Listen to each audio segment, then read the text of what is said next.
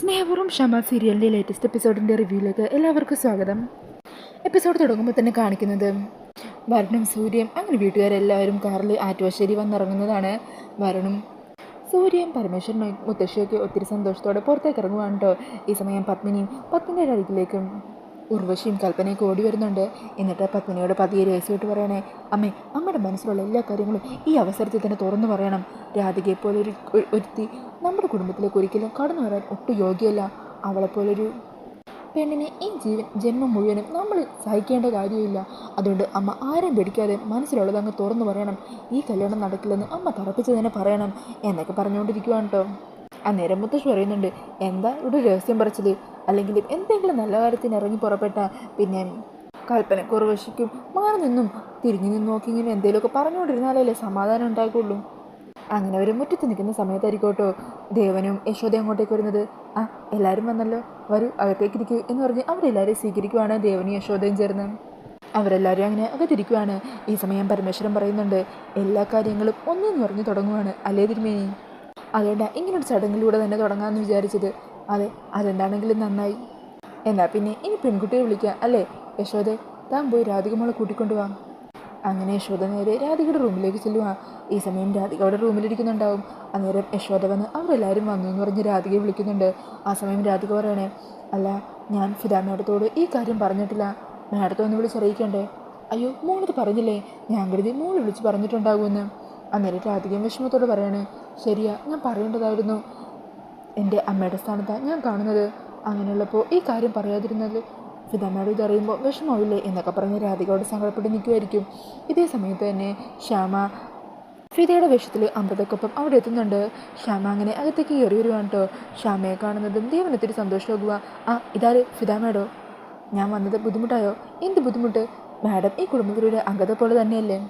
രാധിക മോള് അമ്മയുടെ സ്ഥാനത്തല്ലേ മാഡത്തെ കാണുന്നത്? പരമേശ്വരന് ആളെ മനസ്സിലായോ? ഫിദ മാഡം അല്ലേ? നേരിട്ട് കണ്ടിട്ടില്ല, പക്ഷെ കേട്ടിട്ടുണ്ട്. ഇപ്പോഴാ എൻ്റെ മോൻ ഇതുപോലെ എൻ്റെ അരികിലിരിക്കാൻ കാരണം ഫിദ മാഡം ആണല്ലോ.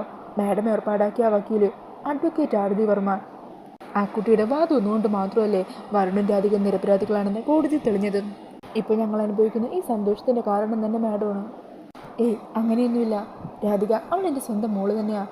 അവൾക്ക് വേണ്ടി അമ്മ എന്ന നിലയിൽ ഞാൻ എന്തെങ്കിലും ചെയ്യണ്ടേ? എന്നാൽ ഞാൻ മോളുടെ അരികിലേക്ക് ചെല്ലട്ടെ. രാധിക മോൾ അവിടെ അകത്തുണ്ട്. അങ്ങനെ ഫിദയും അമൃതയും കൂടി നേരെ രാധികയുടെ റൂമിലേക്ക് ചെല്ലുവാണ്.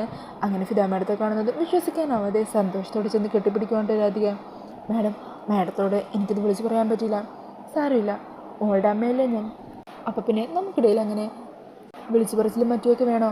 ഈ സമയം ദേവൻ പറയുന്നുണ്ട്, അതെ, രാധിക മോളെ ഇങ്ങോട്ട് കൂട്ടിക്കൊണ്ടുവരാട്ടോ. അങ്ങനെ രണ്ടമ്മമാരും കൂടി ചേർന്ന് രാധികയെ അവരുടെ മുമ്പിലേക്ക് കൂട്ടിക്കൊണ്ടു പോകുവാണ്. ഈ സമയം രാധികയാണെങ്കിൽ നാണത്തോടെ എല്ലാവരുടെ മുമ്പിൽ വന്ന് നിൽക്കുവാണ് കേട്ടോ. വരുണാണെങ്കിൽ ഒത്തിരി സന്തോഷത്തോടെ രാധികയെ തന്നെ നോക്കുവാണ്. രാധികയും വരുണിനെ നോക്കി നാണത്തോടെ ചിരിക്കുന്നൊക്കെ ഉണ്ട് കേട്ടോ. അതൊക്കെ കണ്ടിട്ട് സൂര്യ പറയണേ, അതെ, ഇത്രയും നാണമൊന്നും വേണ്ട കേട്ടോ. അല്ല, ഇനി നിങ്ങൾക്ക് രണ്ടാൾക്കും എന്തെങ്കിലും സംസാരിക്കാനായിട്ട് ബാക്കി വല്ലതും ഉണ്ടോ? ഉണ്ടെങ്കിൽ മാറി നിന്ന് സംസാരിക്കാൻ മറ്റോ ചെയ്യാം എന്നൊക്കെ സൂര്യ അവരൊന്ന് കളിയാക്കി പറഞ്ഞുകൊണ്ടിരിക്കുവാണ്. അതൊക്കെ കേട്ട് നാണത്തോടെ നിൽക്കുവാണ് രാധിക. അങ്ങനെ എല്ലാവരോടും ചിരിച്ചുകൊണ്ടൊക്കെ ഇരിക്കുന്നുണ്ട്.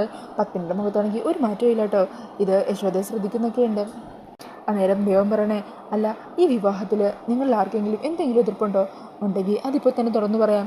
അന്നേരം യശോദയും ചോദിക്കുന്നുണ്ട്, ഞങ്ങളെന്താ കണിമംഗലത്ത് വന്നപ്പോഴും ഇപ്പോഴും പത്മിനിയുടെ മുഖത്ത് മാത്രം എന്തോ ഒരു സന്തോഷമില്ലാത്തതുപോലെ കാര്യങ്ങൾ വ്യക്തമായിട്ട് പത്മിനി അപ്പോഴും പറഞ്ഞിട്ടില്ല, ഇപ്പോഴൊന്നും പറയുന്നില്ല. പത്മിനിക്ക് ഈ വിവാഹത്തിൽ എന്തെങ്കിലും എതിർപ്പുണ്ടോ? അന്നേരം ചാടിക്കേറി കൽപ്പന ഉർവശിയും പറയുക, അതെ, ഏട്ടത്തിക്ക് പറയാൻ കുറച്ച് ബുദ്ധിമുട്ടുണ്ടാകും, പക്ഷേ ഏട്ടത്തിൻ്റെ മനസ്സിലുള്ള എന്താണെന്ന് ഞങ്ങൾ പറയാം. ഏട്ടത്തിക്ക് ഈ വിവാഹത്തിന് തീരെ താല്പര്യമില്ല. വരുൺ രാധികയെ വിവാഹം കഴിക്കുന്നതിൽ ഏട്ടത്തിക്ക് തീരെ ഇഷ്ടമല്ല. അത് അവിടെ വെച്ച് പറഞ്ഞിട്ടുണ്ടെങ്കിൽ നിങ്ങൾ ആരും സമ്മതിക്കില്ല. അതുകൊണ്ടാണ് ഏട്ടത്തി ഇപ്പോൾ ഈ തീരുമാനം എല്ലാവർക്കും മുമ്പ് വെച്ച് പറയാമെന്ന് വിചാരിച്ചത്. അന്നേരം പരമേശ്വരൻ ചോദിക്കണേ, പത്മിനി, എന്താ ഇതൊക്കെ? ഇങ്ങനെ ഒരു കാര്യം നിൻ്റെ മനസ്സിലുണ്ടായെങ്കിൽ എന്തുകൊണ്ടാണ് അപ്പം നീ പറഞ്ഞില്ല? അന്നേരം കൽപ്പന പറയണേ, അപ്പം പറഞ്ഞിരുന്നെങ്കിലും അച്ഛൻ എന്ത് ചെയ്തേനെ? അമ്മയെ കൂട്ടാതെ അച്ഛനും ബാക്കിയുള്ളവരും കൂടി ഇവിടെ വന്ന് വിവാഹം ഉറപ്പിക്കും. അമ്മക്കമ്മയുടെ തീരുമാനം എല്ലാവരും അറിയിക്കണ്ടേ? അതിനു വേണ്ടിയിട്ടാണ് ഈ അവസരം ഞങ്ങൾ ഉപയോഗിച്ചത്. രാധികയെ ഒരിക്കലും അമ്മയുടെ മരുമകളായിട്ട് അംഗീകരിക്കാൻ പറ്റില്ല. വരണ്ടി വേറെ പെണ്ണിനെ കിട്ടാത്ത പോലെയാണോ? അതെല്ലാം കേൾക്കുമ്പോൾ രാധികയ്ക്ക് സങ്കടമാകുവാണ്. രാധിക പെട്ടെന്ന് തന്നെ സങ്കടപ്പെട്ട് അവിടെ നിന്നും പുറത്തേക്ക് ഇറങ്ങി പോകുവാണ് കേട്ടോ. അതുകൊണ്ട് വരുൺ അങ്ങ് ദേഷ്യം വരുവാണ്. വരുൺ ദേഷ്യത്തിലവിടെ നിന്ന് ചാടി എണീക്കുക. അമ്മേ, എന്താ ഇതൊക്കെ? അന്നേരം പരമേശ്വരൻ വരുണിനോട് അവിടെ മിണ്ടാതിരിക്കാൻ പറയുന്നുണ്ട്. ഈ സമയം പത്മിനിയും പറയുന്നുണ്ട്, വരുൺ നീ അച്ഛൻ പറഞ്ഞതനുസരിച്ച് അവളോട് ഞാൻ സംസാരിക്കാം, അവളോട് എന്താ പറയേണ്ടതെന്ന് എനിക്കറിയാം. അന്നേരം മുത്തശ്ശി പറയുന്നുണ്ട്, പത്മിനി എന്താണെങ്കിലും നീ കാണിച്ചത് ശരിയായില്ല. അന്നേരം ദേവൻ ചോദിക്കണേ, ഞങ്ങൾ പാവപ്പെട്ടവരായതുകൊണ്ടാണോ ഞങ്ങൾ ഏത് രീതി വേണമെങ്കിലും അപമാനിക്കാമല്ലോ, അങ്ങനെ വിചാരിച്ചാണോ ഇങ്ങനെയൊക്കെ ചെയ്തത്? അന്നേരം പരമേശ്വരൻ പറയണേ, തിരുമേനി ഒന്നും അറിഞ്ഞുകൊണ്ടല്ല, പത്മിനിയുടെ മനസ്സിൽ ഇങ്ങനെ ഒരു കാര്യം ഉണ്ടായിരുന്നു ഞങ്ങളാരും വിചാരിച്ചിട്ട് പോലുമില്ല. ഈ സമയം ഇതെല്ലാം കണ്ട് മുത്തശ്ശിയും കൽപ്പനയൊക്കെ സന്തോഷിച്ച് നിൽക്കുമായിരിക്കും.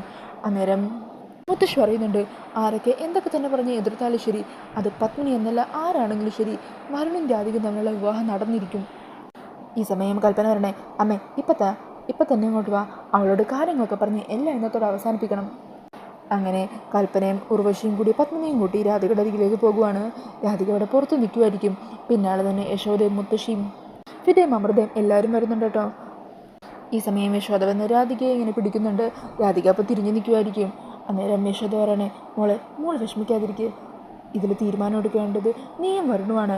നിങ്ങളുടെ തീരുമാനം എന്താണോ അത് നടന്നിരിക്കും, മറ്റാരെതിർത്താലും ശരി അത് ബാക്കിയുള്ളവർ ചേർന്ന് നടത്തും. അന്നേരം കൽപ്പന പറയണേ, പിന്നെ കുറേ നടക്കും. അമ്മ ഇവളോട് കാര്യങ്ങൾ പറ, വരുണെന്താ വേറെ പെണ്ണ് കിട്ടാത്ത പോലെയാണോ? ഇവളേക്കാളും നല്ല പെണ്ണിനെ വരുണിന് കിട്ടും, ഇവളിവിടെ കരഞ്ഞുകൊണ്ട് ഇങ്ങനെ ഇരിക്കത്തേ ഉള്ളൂ. അന്നേരം രാധിക തിരിയുവാണ് കേട്ടോ. അന്നേരം ചിരിച്ചുകൊണ്ട് നിൽക്കുമായിരിക്കും രാധിക.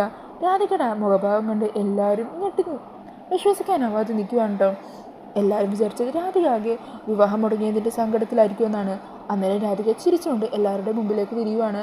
എന്നിട്ട് പറയണേ, ഏട്ടത്തി അതിനാരാ കരഞ്ഞു തളർന്ന് നിൽക്കുന്നതും? പിന്നെ വരുണിന് വേറൊരു പെണ്ണിനെ നോക്കാനോ അതുപോലെ എനിക്ക് വേറൊരു ചെക്കനെ നോക്കാനോ ആരും മെനക്കെടണമെന്നില്ല. ഈ സമയം വരുണും ദേവനും പരമേശ്വരനും എല്ലാവരും അവിടെ എത്തുന്നുണ്ട് കേട്ടോ. അന്നേരം രാധിക പറയണേ, എനിക്ക് ഈ കുടുംബത്തോടെ ചില കടപ്പാടുകളൊക്കെ ഉണ്ട്. അതിൻ്റെ പേരിൽ പലതവണ ഞാൻ എൻ്റെ മനസ്സിൽ ഇഷ്ടം മൂടി വെച്ചതുമാണ്. പക്ഷേ ഇപ്പം ഞാൻ എല്ലാവർക്കും മുമ്പ് വെച്ച് പറയാം, എനിക്ക് വരുണിന് ഇഷ്ടമാണ്. രാധികയുടെ വായിൽ നിന്ന് എല്ലാവർക്കും മുമ്പ് വെച്ച് അങ്ങനെ ഒരു വാക്കുകൾ കേൾക്കുമ്പോൾ വരുണിന് ഒത്തിരി സന്തോഷമാകുവാണ്. അത് കേട്ട് മുത്തശ്ശിക്കും അങ്ങ് സന്തോഷമാകുക. മുത്തശ്ശി സന്തോഷം കൊണ്ട് കയ്യൊക്കെ അങ്ങ് അടിക്കുവാണ് കേട്ടോ. കലയ്ക്ക് മോൾ ഇതേപോലെ ആ വിവാഹം നടന്ന അന്ന് തന്നെ പറഞ്ഞിരുന്നെങ്കിൽ ഈ പ്രശ്നങ്ങളൊന്നും ഉണ്ടാവില്ലായിരുന്നു. അന്നേരം രാധിക ചിരിച്ചുകൊണ്ട് സന്തോഷത്തോടുകൂടി നിൽക്കുവാണ്. ഈ സമയം പത്മിനി നേരെ രാധികയുടെ അരികിലേക്ക് നടന്നു വരുവാണ്. എന്നിട്ട് രാധികയെ നോക്കി ആദ്യം ഒന്ന് ദേഷ്യത്തോടെ നിൽക്കുന്നുണ്ട്. അന്നേരം രാധികയും ചെറുതായിട്ടൊന്ന് ടെൻഷനോടുകൂടി പത്മിനിയെ നോക്കുക. പെട്ടെന്ന് തന്നെ പത്മിനി രാധികയെ നോക്കി ചിരിക്കുവാണ് കേട്ടോ. അതുകൊണ്ട് രാധികയ്ക്കും സന്തോഷം നോക്കുന്നുണ്ട്. എല്ലാവരുടെയും മുഖത്തപ്പോൾ സന്തോഷം തോന്നുവാണ് കേട്ടോ. ഈ സമയം കൽപ്പന ഉർവശി മാത്രം എന്താ സംഭവം എന്നറിയാതെ അന്തം വിട്ട് നിൽക്കുവാണ്. അന്നേരം പത്മിനി പറയുക, മോളെ ഇത്രയും നാളും തെറ്റിദ്ധാരണകൾ മൂലം നിന്നെ ഞാൻ ഒത്തിരി വേദനിപ്പിച്ചിട്ടുണ്ട്. നിൻ്റെ മനസ്സ് വേദനിക്കുന്ന രീതി പലതും പറഞ്ഞിട്ടുണ്ട്. സത്യം പറഞ്ഞാൽ അങ്ങനെയൊക്കെ പറഞ്ഞിട്ട് നിൻ്റെ മുഖത്ത് പിന്നെ എങ്ങനെ വന്ന് നോക്കും, നിന്നോട് എങ്ങനെ സംസാരിക്കും എന്നുള്ളൊരു ടെൻഷനിലായിരുന്നു ഈ അമ്മ. എൻ്റെ മോൻ്റെ ഇഷ്ടം എന്താണോ അത് തന്നെയാണ് എൻ്റെ ഇഷ്ടം. എനിക്ക് ഒരേ ആഗ്രഹമേ ഉള്ളൂ, എൻ്റെ മോൻ്റെ മനസ്സ് ഇഷ്ടപ്പെടുന്ന രീതിയിൽ നല്ലൊരു പെൺകുട്ടി മരുമകളായിട്ട് വരണം. രാധിക മോള് നല്ല കുട്ടിയാണ്, ഈ അമ്മയ്ക്ക് നിന്നെ ഒത്തിരി ഇഷ്ടമാണ്. വരുണിന് ഏറ്റവും ചേർന്ന പെണ്ണ് നീ തന്നെയാണ്. നിന്നോട് ചെയ്ത തെറ്റുകൾക്കൊക്കെ ഇങ്ങനെ മാപ്പ് പറയുന്നൊരു ടെൻഷൻ മാത്രമേ എനിക്കുണ്ടായുള്ളൂ. മോൾ അമ്മയോട് ക്ഷമിക്കണം. അയ്യോ അമ്മേ അങ്ങനെയൊന്നും പറയല്ലേ. അന്നേരം പരമേശ്വരൻ പറയണേ, അത് ശരി, അപ്പോൾ ഇത് മനസ്സിൽ വെച്ചായിരുന്നു അല്ലേ താൻ ഇത്രയും നേരം മൗനമായിട്ടിരുന്നത്? അന്നേരം പത്മിനി ചിരിക്കുവാണ് കേട്ടോ. അത് കേൾക്കുമ്പോഴാണ് എല്ലാവർക്കും ആശ്വാസമാകുന്നത്. ഈ സമയം പത്മിനി കൽപ്പനയെ നോക്കിയിട്ട് പറയണേ, കൽപ്പനെ ഉർവശി ഇത്രയും നേരം വിവാഹം മുടക്കുന്നതിനെക്കുറിച്ച് നിങ്ങൾ പറഞ്ഞപ്പോൾ ഞാൻ എന്തുകൊണ്ടാണ് ഒന്നും മിണ്ടാതിരുന്നതെന്ന് അറിയോ? അതിൻ്റെ കാരണം എന്താണെന്നറിയോ എന്ന് ചോദിച്ചു നിൽക്കുന്ന പത്മിനിയെ കാണിച്ചുകൊണ്ടാണ് ഇന്നത്തെ എപ്പിസോഡ് തീരുന്നത്. അപ്പോൾ ഈ ഒരു റിവ്യൂ ഇഷ്ടമായിട്ടുണ്ടെങ്കിൽ മറക്കാതെ വീഡിയോ ഒന്ന് ലൈക്ക് ചെയ്യണേ. ഇതുപോലുള്ള കൂടുതൽ റിവ്യൂസിനായിട്ട് ഈ ചാനൽ ഒന്ന് സബ്സ്ക്രൈബ് ചെയ്തും കൂടി സപ്പോർട്ട് ചെയ്യണേ. താങ്ക്